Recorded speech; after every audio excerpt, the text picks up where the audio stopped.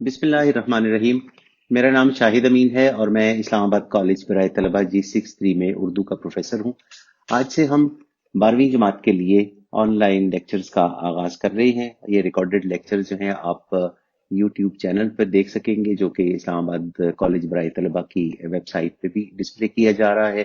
اور اس کے علاوہ نہ صرف یہ کہ صرف اس سے مستفید ہوں گے اسلام آباد کالج برائے طلبہ کے طالب علم، بلکہ یہ چونکہ یوٹیوب پہ لیکچر جا رہے ہیں تو تمام جو اسلام آباد یا وفاقی دارالحکومت اور اس سے ملحقہ جتنے بھی طلبہ و طالبات ہیں اس فیڈرل بورڈ سے، ان کے لیے بھی ہماری کوشش ہوگی کہ اس سے وہ استفادہ کر سکیں۔ اور سب سے پہلے جو ہم آغاز کریں گے 12ویں جماعت کے اس لیکچر کا، وہ ہے پہلا سبق ہے مسلمانوں کا قدیم طرز تعلیم۔ مسلمانوں کا قدیم طرز تعلیم جو ہے وہ سبق شبلی نعمانی نے تحریر کیا ہے، اور اگر آپ بورڈ پہ دیکھ سکیں تو آپ کو نظر آئے گا کہ یہ سبق جن شخصیت نے تصنیف کیا ہے ان کی تاریخ میں اپنی ایک بہت بڑی اہمیت ہے اور انتہائی قدر و قامت کے حامل ہیں۔ مولانا شبلی نعمانی کا شمار اردو کے ارکان خمسہ میں کیا جاتا ہے۔ اس سے مراد یہ ہے کہ تحریک سر سید کے جو چند نمایاں جید ساتھی تھے، جن میں ڈپٹی نذیر احمد شامل ہیں، اردو کے پہلے ناول نگار ہیں، خود سر سید احمد خان، اور ان کے ساتھ شبلی نعمانی۔ شبلی نعمانی کی بہت ہی متنوع شخصیت ہے۔ ان کی شخصیت کے جہاں بہت سارے پہلو ہیں، ان میں سب سے نمایاں پہلو جو ہم سمجھتے ہیں وہ ہے بطور سیرت نگار، کہ شبلی نعمانی نے اردو میں سیرت النبی کے نام سے جو کتاب تصنیف کی، جس کی 6 جلدیں ہیں۔ ابتدائی طور پہ 2 جلدیں مولانا شبلی نعمانی نے تصنیف کی تھی، اس کے بعد جب ان کی وفات ہوئی تو باقی جو 4 جلدیں ہیں وہ ان کے شاگرد، جو کہ خود بہت بڑے عالم ہیں، سید سلمان ندوی، انہوں نے اس کام کو مکمل کیا۔ اس کے علاوہ ان کی ایک اور شخصیت کا جو پہلو ہے وہ ہے بطور سوانح نگار۔ سوانح نگاری اس عمل کو کہتے ہیں کہ کسی اور کے حالات زندگی لکھے جائیں۔ اگر خود کوئی شخص اپنے حالات زندگی لکھتا ہے تو وہ آپ بیتی کہلاتی ہے، اور اگر کسی اور کے حالات زندگی لکھے جائیں تو وہ سوانح نگاری کی ذیل میں آتا ہے۔ سوانح نگاری کے طور پہ اگر ہم ان کی شخصیت کا جائزہ لیتے ہیں تو المامون کے نام سے ان کی کتاب ہے، الفاروق کے نام سے کتاب ہے۔ المامون جو ہے وہ عباسی خلیفہ مامون الرشید پہ کتاب لکھی ہے، اور الفاروق جو ہے وہ حضرت عمر فاروق رضی اللہ تعالیٰ عنہ کی شخصیت کے محاسن کا احاطہ کرتی ہے۔ یہ وہ شخصیت ہیں کہ جو تاریخ میں بہت بڑا مقام رکھتی ہیں، اور اس پہ یقیناً کما حقہ طور پہ شبلی نعمانی نے یہ کتاب لکھی ہے۔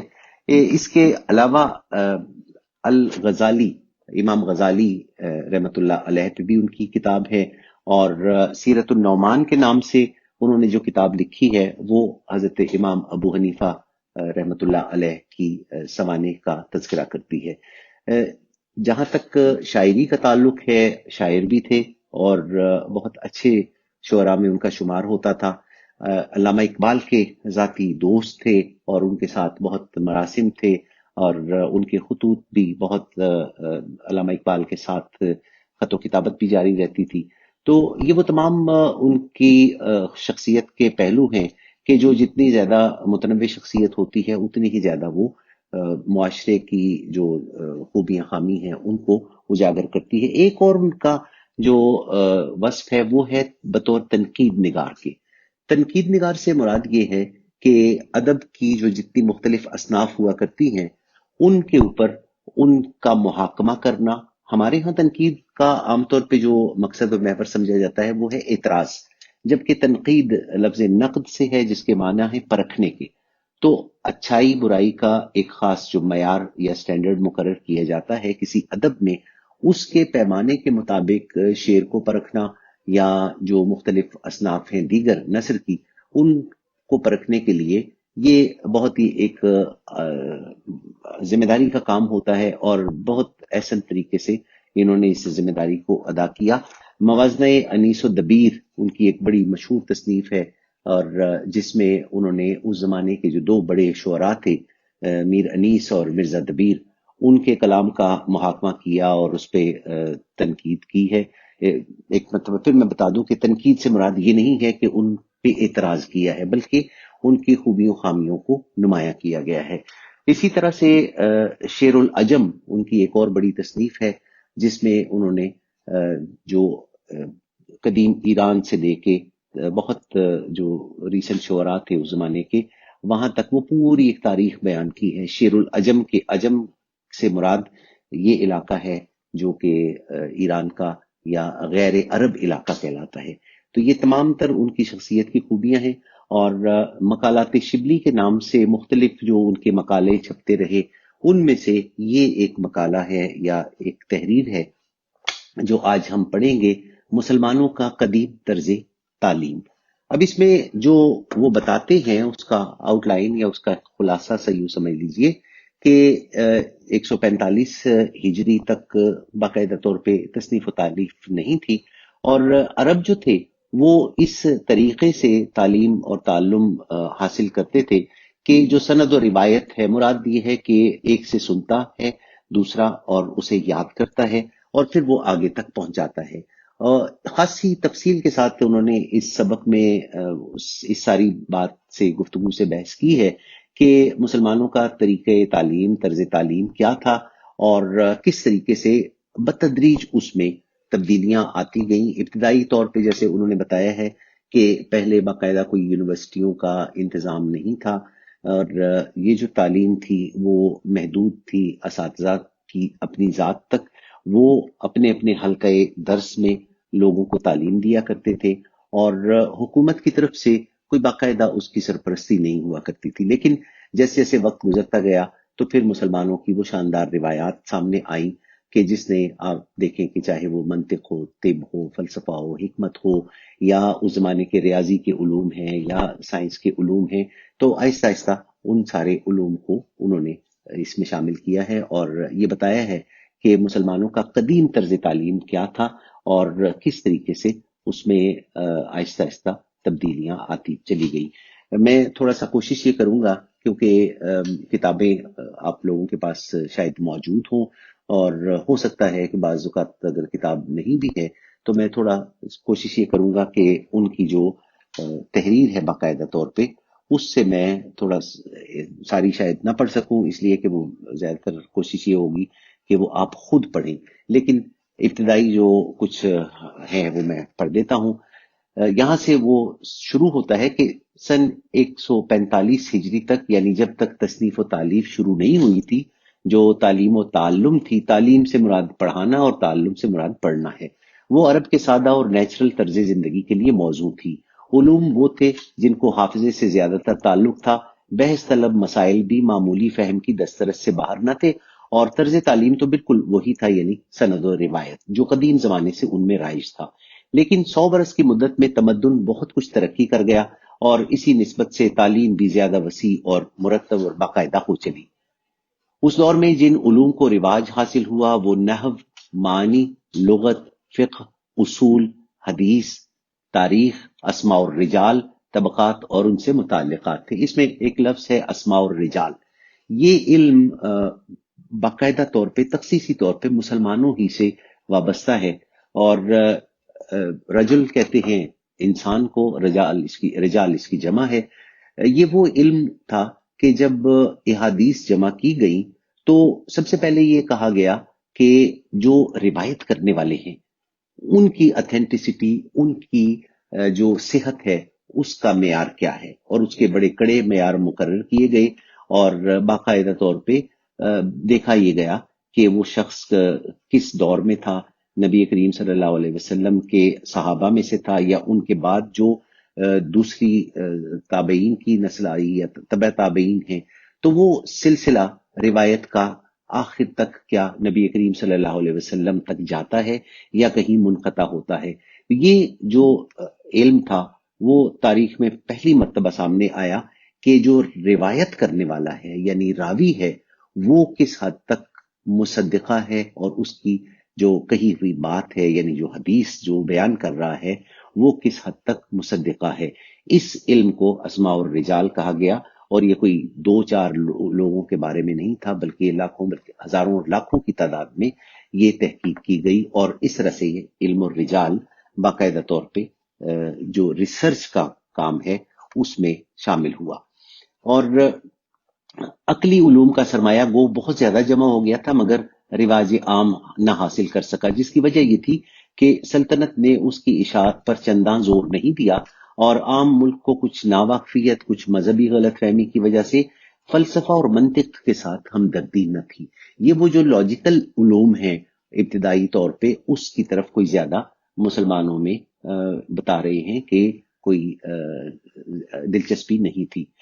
تعلیم کا یہ دوسرا دور عجیب دلچسپیوں سے بھرا ہوا ہے۔ اب وہ دور بتا رہے ہیں کہ مسلمان جب تبلیغ کے شکل میں پوری دنیا میں پھیلنا شروع ہوئے اور فتوحات ہونا شروع ہوئی، اور بالخصوص جو ہمارا یہ علاقہ ہے ہند پاک کا اور سندھ جسے باب الاسلام کہا جاتا ہے، تو یہاں جب مسلمان آئے تو اس وقت کیا صورت ہوئی؟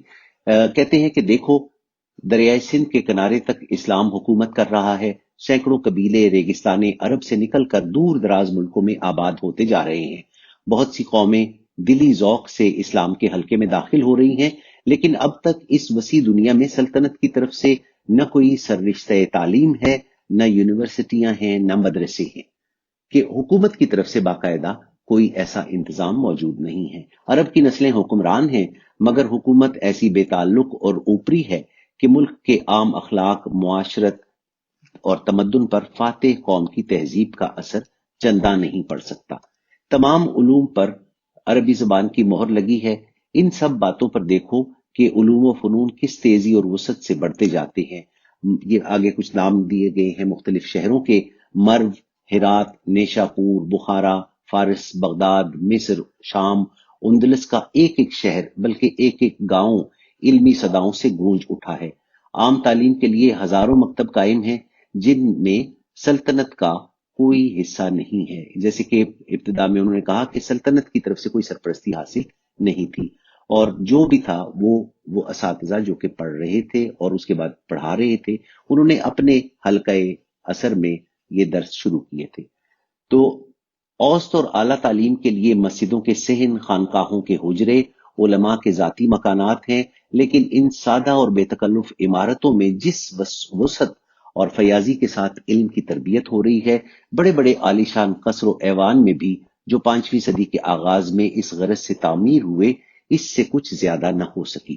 اگرچہ اس وقت اس زمانے کا کوئی رجسٹر موجود نہیں جس سے ہم حساب لگا سکیں کہ فیصدی کتنے تعلیم یافتہ تھے، لیکن تذکرے، تراجم، اسماء اور رجال، طبقات کی سینکڑوں ہزاروں کتابیں موجود ہیں جن سے ہم صحیح اندازے کے قریب پہنچ سکتے ہیں۔ اگرچہ متواتر انقلابات، تخت گاہوں کی بربادی، اسپین کی تباہی، تاتار کی عام غارت گری کے بعد ہمارے پاس جو کچھ رہ گیا ہے وہ 1000 میں ایک بھی نہیں ہے۔ یہ جو تاتاریوں کا بغداد پہ حملہ، اور اس کے بعد یہ سارا جو ہسٹری میں آپ نے پڑھا ہوگا کہ کس طریقے سے پورے جو دریا تھے اس میں وہ کتابیں جب جل گئیں تو دریا سیاہ ہو گئے تھے، اس حد تک وہ ساری کتابیں جو ہے وہ جلا دی گئی تھی اور ان کی راکھ اس میں بہائی گئی تھی۔ اس کے بعد اگرچہ متواتر انقلابات، تخت گاہوں کی بربادی، اسپین کی تباہی اور تاتار کی عام غارت گری کے بعد جو کچھ ہمارے پاس رہ گیا ہے وہ 1000 میں ایک بھی نہیں ہے، یعنی بہت کم چیزیں ہمارے پاس محفوظ رہ گئی ہیں، اور اس وجہ سے ہزاروں لاکھوں ناموروں کی صورتیں زمانے کی تاریخی نگاہ سے چھپ گئی ہیں۔ تاہم ہر عہد میں ہم سینکڑوں ماہرین اور مجتہدین فن کا نشان دے سکتے ہیں۔ صرف ہم عصر اور ہم وطن اہل کمال کی فہرست تیار کی جائے تو بھی بہت سی جلدیں تیار ہو سکتی ہیں۔ ڈاکٹر اسپرینگر صاحب تخمینہ کرتے ہیں، یہ مستشرق تھے، مستشرق اس شخص کو کہتے ہیں کہ جن کا تعلق مشرق سے نہیں ہوتا، مغرب سے ہوتے ہیں، لیکن وہ علماء ہوتے ہیں اور مشرق کے علوم پر ریسرچ کرتے ہیں۔ تو ڈاکٹر اسپرینگر تخمینہ کرتے ہیں کہ مسلمانوں کے اسماء اور رجال میں 5 لاکھ مشہور عالموں کا حال مل سکتا ہے۔ اب اگر یہ قیاس کیا جائے کہ تعلیم یافتہ گروہ میں کس نسبت سے ایک صاحب کمال پیدا ہوتا ہے تو عام تعلیم کا ایک معقول اندازہ ہو سکتا ہے، یعنی جو بہت پڑھے لکھے تھے ان کی تعداد بھی لاکھوں میں پہنچتی تھی، تو جو کم پڑھے لکھے یا عام پڑھے لکھے تھے ان کا ظاہر ہے کہ شمار ہی نہیں ہے. مراد یہ ہے کہ بہت سارے لوگ جو تھے وہ تعلیم یافتہ تھے. مشہور علماء کے تعلیمی حالات پڑھو. ایک ایک استاد کے حلقہ درس میں سینکڑوں بلکہ ہزاروں طالب علم مشغول درس نظر آئیں گے. علامہ ذہبی لکھتے ہیں کہ اس زمانے کے بعض حلقہ درس ایسے ہوتے تھے جن میں 10,000 سے زائد دعوتیں رکھی ہوتی تھی. یعنی بیک وقت 10,000 کے قریب طلبہ اس میں شامل ہوتے تھے اور لوگ احادیث نبوی صلی اللہ علیہ وآلہ وسلم لکھتے تھے. اس بڑے مجمع میں 200 امام حاضر ہوتے تھے جو اجتہاد اور فتویٰ دینے کی پوری قابلیت رکھتے تھے. اس دور میں تعلیم کا مستند طریقہ وہی تھا جو آج مہذب ملکوں میں جاری ہے، یعنی املا، جس کو اردو میں لیکچر دینا کہتے ہیں.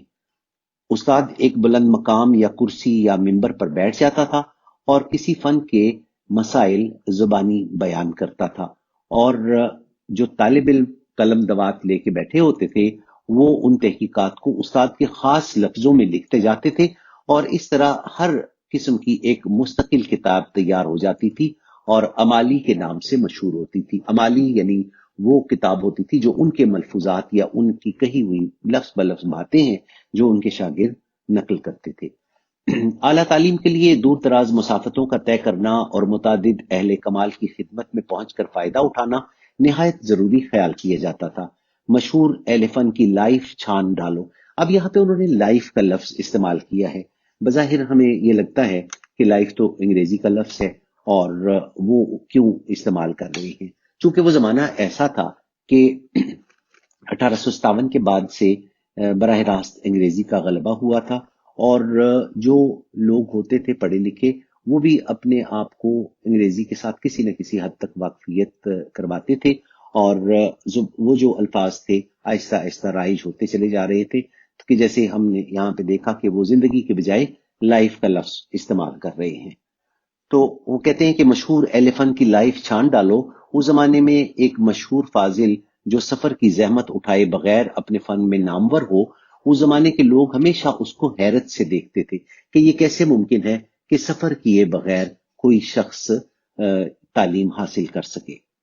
بغداد، نیشاپور، قرطبہ وغیرہ میں گوہر فن کے کامل شناسہ موجود تھے، مگر ان شہروں کے رہنے والے بھی مشرق مغرب کی خاک چھانے بغیر نہیں رہتے تھے.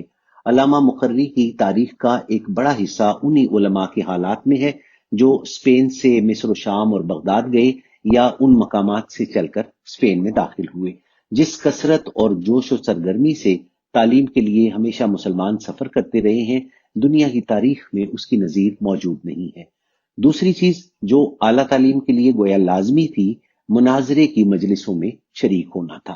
مشہور شہروں میں بحث و مناظرے کے لیے خاص وقت اور مقام مقرر تھے. بعض عمرہ اس قسم کی مجلسیں اپنے مکانوں میں منعقد کراتے تھے. فقہ، ادب، نحو وغیرہ کے لیے جداگانہ مجلسیں تھیں. یعنی فقہ جو ہے اسلامی قانون کے سے متعلقہ، ادب جو شعر و ادب یا لٹریچر ہے، اور نحو جو جملوں کا علم ہوتا ہے، یعنی کہ آپ جملہ کس طریقے سے لکھیں، اس میں گرامر کی کیا کیا خوبیاں ہونی چاہیے. یہ تمام چیزیں ہر علم کے لیے جداگانہ محفلیں تھیں. ان میں علماء اور طلباء دونوں شریک ہوتے تھے اور کوئی ممتاز عالم بحث کے تصفیے کے لیے انتخاب کیا جاتا تھا. یہ جلسے جن میں زیادہ تر حق پسندی اور انصاف کا استعمال ہوتا، معمولی نصاب تعلیم ختم کرنے کی نسبت بہت زیادہ مفید تھے. اب بھی یہی ہے کہ جو ایک رسمی تعلیم ہوتی ہے باقاعدہ طور پہ، اس کی نسبت اگر آپ بڑوں کے ساتھ بیٹھتے ہیں اور ان کی گفتگو سنتے ہیں تو اس میں جو حکمت و دانائی کی باتیں ہوتی ہیں وہ بہت ساری کتابوں پر بھاری ہوتی ہیں. اور یہ طریقہ کار جیسے جیسے ختم ہوتا جا رہا ہے تو اس سے ہمارے جو بچے ہیں وہ ان باتوں سے مستفید ہونے سے محروم ہو رہے ہیں. اب چونکہ بہت ساری ایسی اور دیگر مشغولیات اور مصروفیات آ گئی ہیں تو عام طور پہ لوگ ایک دوسرے کے ساتھ بیٹھنے کے جو مواقع ہیں ان سے محروم ہوتے جا رہے ہیں. وہ بتا رہے ہیں کہ اس طرح کی جو محفلیں ہوتی تھی جس میں بزرگ بیٹھتے تھے اور نوجوان ان کے ساتھ بیٹھ کے ان کی حکمت بھری دانائی بھری باتیں سنا کرتے تھے اور اس سے وہ کتابوں سے زیادہ علم حاصل کیا کرتے تھے. تحصیل سے فارغ ہونے کے بعد استاد ایک تحریری سند عطا کرتا تھا جس میں اس کی تعلیم کی ایک اجمالی کیفیت اور درس دینے کی اجازت لکھی ہوتی تھی۔ اس سند میں وہ تلسان پہننے کی بھی اجازت دیتا تھا، یعنی وہ گاؤن جو ہوتا ہے جو علماء کا مخصوص لباس تھا۔ تو کہنے کا مقصد یہ ہے کہ وہ استاد یہ سند جاری کرتا تھا۔ اس زمانے میں اس طرح سے یونیورسٹیوں اور کالجز یا فیڈرل بورڈ کا نظام نہیں تھا، لیکن ان کی جو دی گئی سند ہے وہ اتنی مستند سمجھی جاتی تھی کہ جہاں پہ بھی وہ شخص جاتا تھا تو اس کے بارے میں یہ گمان کیا جاتا تھا کہ فلاں کا شاگرد ہے۔ کہ جیسے حالیہ دنوں میں ایک جو پاکستان کے بہت مشہور سائنسدان تھے ڈاکٹر رضی الدین صدیقی، تو ان کے بارے میں کسی ایک شخص نے لکھا ہے کہ میں کچھ عرصہ ان کے ساتھ کام کرتا رہا اور مجھے یہ اعزاز حاصل ہوا کہ میں نے ان کے ساتھ کام کیا۔ تو اس کے بعد جب مجھے کہیں اور جانا ہوا، بالخصوص جو عرب ممالک ہیں، تو کہتے ہیں کہ انہوں نے مجھے یہ لکھ کے دیا کہ اس شخص نے میرے ساتھ کام کیا ہے۔ اب وہ ایک جملہ ڈاکٹر رضی الدین صدیقی کا اتنا زیادہ اہمیت کا حامل تھا کہ اس شخص نے میرے ساتھ کام کیا ہے، اس کا مطلب یہ ہوا کہ وہ اسی سند اور اسی اعتبار کے ساتھ ہے کہ جو ڈاکٹر صاحب نے خود کہا ہے، اور ان کا کہا ہوا یا ان کا لکھا ہوا انتہائی مستند تھا، اور اس پہ ان شخص کو جگہ جگہ پہ نوکریوں کی بھی آفر ہوتی تھی۔ تو تعلیم کی وسعت کے اس زمانے میں متعدد اسباب تھے۔ نمبر ایک، دینی تعلیم مذہب کا ایک ضروری جز بن گئی تھی۔ قرآن و حدیث جس پر مذہب کی بنیاد تھی، عربی زبان کے ساتھ خصوصیت رکھتے تھے۔ اتنے تعلق سے نحو، صرف، لغت، معانی، اسماء اور رجال بھی گویا مذہبی تعلیم کے ضروری اجزاء تھے۔ یعنی مذہبی تعلیم جو تھی وہ ایک لازمہ تھی، اور ہر شخص چاہے وہ میتھمیٹکس کر رہا ہو، چاہے وہ بایو پڑھ رہا ہو، لیکن اس کے ساتھ ساتھ اس کا مذہبی بیک گراؤنڈ بھی مضبوط ہوتا تھا۔ فلسفے نے علم کلام کی صورت میں مذہبی علم ہونے کی عزت حاصل کر لی تھی۔ علم کلام وہ علم تھا کہ جو عقلی دلائل کے ساتھ اسلام کی باتوں کو ثابت کرنا، یہ تھا علم الکلام۔ اور چونکہ اس میں منطق، فلسفہ اور اس طرح کے دیگر علوم وہ شامل ہوتے تھے، تو یوں گویا مذہبی تعلیم میں بھی یہ چیزیں بار پانے لگی۔ اب خیال کرو کہ ایک قوم جس میں اسلام کا جوش ابھی تازہ ہے، جس کی رگوں میں ہنوز عرب کا لہو ہے، جس کی ہمتیں بلند، ارادے مستقل، حوصلے وسیع ہیں، اور پہم ملکی کامیابیوں نے اس کے جوش کو زیادہ تیز کر دیا ہے، جب کسی کام پر پوری توجہ سے مائل ہوگی تو اسے کس حد تک پہنچا سکے گی۔ عرب کے سوا دوسری قومیں جو اسلام قبول کر چکی تھی، مذہب نے ان کو بھی انہی سرگرم جذبات سے بھر دیا تھا جو عرب کے ذاتی خاصے تھے۔ یہی بات ہے کہ نحو، لغت، حدیث، اصول فقہ، اس فلسفہ کے تمام امام و پیشوا تقریباً کل عجمی ہیں۔ یعنی عرب سے جب یہ باہر آئے تو یہاں کے جتنے باقی لوگ تھے انہوں نے بھی علوم میں وہی تخصیص حاصل کی جو کہ عربوں میں تھی، اور وہ بھی کمال درجے کے عالم ہوئے۔ آگے بھی مزید اس میں موجود ہیں، کافی کچھ باتیں موجود ہیں، لیکن چونکہ وقت کا دامن محدود ہے تو اس بات کو یہاں پہ روکتے ہیں، اور کوشش کریں گے کہ اس کے بعد اگلے لیکچر میں ہم بات کر سکیں۔ لیکن ساتھ ایک تھوڑا سا جو ہمارا دوسرا حصہ ہوا کرتا ہے کہ جہاں نالج ہے وہاں اس کے ساتھ ساتھ یہ بھی ہوتا ہے کہ جو گرامر ہے یا قواعد ہیں، گرامر یا قواعد کا علم اس حوالے سے ہوا کرتا ہے کہ جب ہم کوئی چیز لکھتے ہیں تو اس کی تصدیق کس بات سے ہوتی ہے کہ کیا وہ گرامر کے اصولوں کے مطابق درست لکھا گیا ہے یا غلط لکھا گیا ہے۔ تو جو چند اصول ہر زبان کے ہوتے ہیں، انہی میں سے کچھ اصول ایسے ہیں کہ جو ہم ہر سبق میں کوشش کریں گے کہ تھوڑا سا اس کو پڑھ سکیں اور بعد میں اس کا اعادہ بھی کیا جا سکے۔ اس وقت جو ہمارے یہاں مشقی سوالات میں ایک بات ہے وہ ہے رموز اوقاف۔ رموز اوقاف کیا ہے؟ رمز سے مراد ہے کوئی گہری بات، کوئی چھپی ہوئی بات، کوئی راز کی بات، اور اس کی جمع ہے رموز، اور اوقاف سے مراد ہے ٹھہرنا، وقف کی جمع اوقاف، ٹھہرنے کے طریقے۔ اب جب ہم بات کرتے ہیں زبان اور لکھی ہوئی زبان کی یعنی تحریر کی بات کرتے ہیں تو اس میں ہمارے پاس کچھ علامتیں موجود ہیں. ہر زبان میں علامتیں وہ موجود ہوتی ہیں اور بالخصوص اردو میں بھی یہ علامتیں موجود ہیں. جی یہ علامت ہے جسے ہم رابطہ کہتے ہیں. اس کی علامت دو نقطے ہوا کرتے ہیں اور یہ تحریر میں اس صورت میں استعمال کی جاتی ہے کہ جب کنٹینیوٹی میں کوئی بات کی جا رہی ہو اور اگلے جملے میں اس کی وضاحت ہونی ہو. بالخصوص کسی کا قول ہے جیسے قائد اعظم نے فرمایا کام کام اور کام. جب میں نے قائد اعظم نے فرمایا کہا اس کے بعد میں نے تھوڑا سا وقفہ لیا اور آگے اس کی وضاحت کر رہا ہوں تو وہاں قائد اعظم نے فرمایا کے بعد یہ علامت لگے گی کام کام اور کام. اس کے بعد دوسری علامت ہے جسے ہم کہتے ہیں تفصیلیہ.